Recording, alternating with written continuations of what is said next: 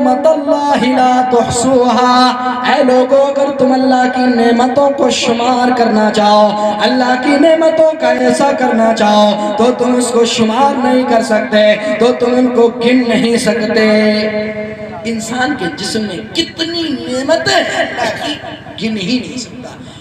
حضرت نوح علیہ السلام کے بارے میں اللہ نے فرمایا اِنَّهُ كَانَ عَبْدًا شَكُورًا، اے لوگوں ہمارا پیارا بندہ، ہمارا پیارا رسول، ہمارا پیارا نبی، ہمارا پیارا میسنجر نوح علیہ السلام بڑا شکر گزار بندہ تھا۔ محمد بن کعب قرظی رحمہ اللہ فرماتے ہیں اس آیت کی تفسیر میں، فرماتے ہیں کان نوح علیہ السلام اذا اکل حمد اللہ، جب وہ کھانا کھاتے اللہ کی حمد بیان کرتے۔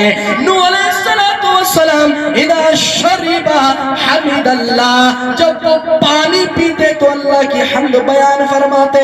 وَإِذَا لَبِسَ، اور جب کپڑا پہنتے حمد اللہ، اللہ کی حمد بیان کرتے، اللہ کا شکر ادا کرتے۔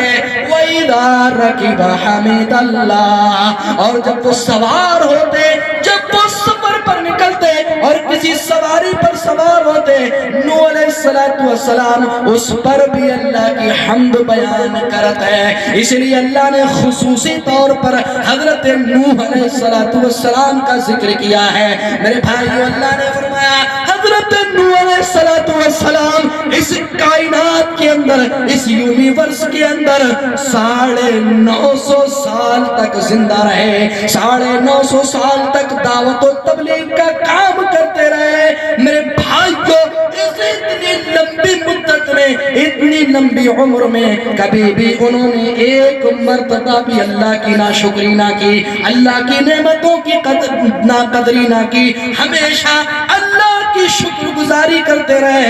اور یہی تذکرہ اللہ رب العالمین نے حضرت ابراہیم علیہ السلام کے تعلق سے بیان فرمایا۔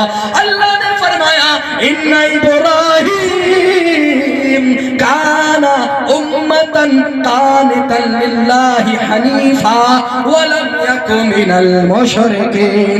اللہ نے فرمایا ابراہیم تنہا امت تھا، تنہا پوری کائنات میں اللہ کی وحدانیت کو ماننے والا تھا، اللہ کی توحید کو پھیلانے والا تھا۔